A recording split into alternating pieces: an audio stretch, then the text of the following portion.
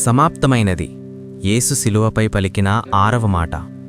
సమాప్తమైనది అనే యేసు ప్రభువు యొక్క మాట అత్యంత శక్తివంతమైనది, విజయాన్ని ప్రకటించే దివ్యవాక్యం. యేసు శిలువపై తన పని పూర్తయిందని ప్రకటించాడు. ఇది శిలువపై జరిగిన అతిపెద్ద విజయ ప్రకటన.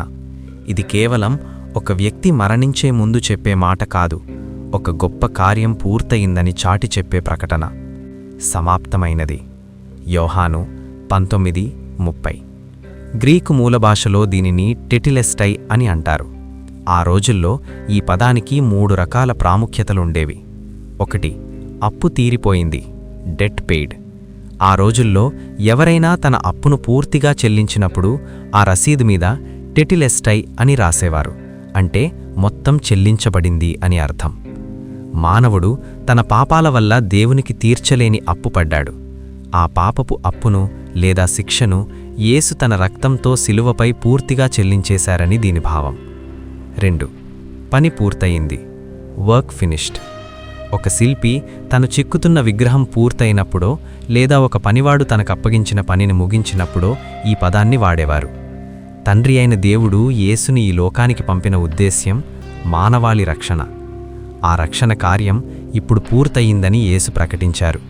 ఇక మనం రక్షణ కోసం వేరే ఏమీ చెయ్యనవసరం లేదు. ఆయన చేసిన పనిని నమ్మితే చాలు. 3. యుద్ధంలో విజయం, విక్టరీ ఇన్ బ్యాటిల్.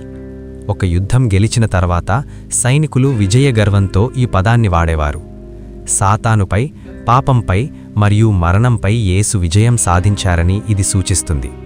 ఆయన ఓడిపోయి ప్రాణం విడవడం లేదు, గెలిచి తన ప్రాణాన్ని అర్పిస్తున్నారు. 1. రక్షణ కార్యం పూర్తయింది. మనుష్యుల పాపాల కోసం యేసు చేసిన బలి పూర్తయింది. ఇక మన రక్షణకు అవసరమైన ధరను ఆయన పూర్తిగా చెల్లించాడు. 2. పాపంపై విజయం. ఈ మాట ఓటమి కాదు, ఇది విజయం. పాపం మరణం మీద యేసు గెలిచాడు. 3.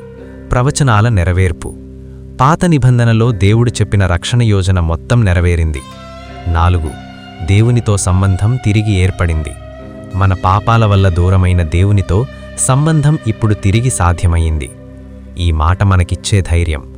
మనం ఎన్ని తప్పులు చేసినా యేసు శిలువపై సమాప్తమైనది అని పలికారు కాబట్టి మన పాపాలకు శిక్ష పడిపోయింది. మనం క్షమించబడ్డాము. ఇది మనకు గొప్ప నిరీక్షణనిస్తుంది. మనం స్వయంగా రక్షణ పొందడానికి ప్రయత్నించాల్సిన అవసరం లేదు. యేసు ఇప్పటికే పూర్తి చేశారు. మనం విశ్వాసంతో ఆయనను అంగీకరించాలి. మన జీవితంలో దేవుని పని పూర్తవుతుందని నమ్మాలి.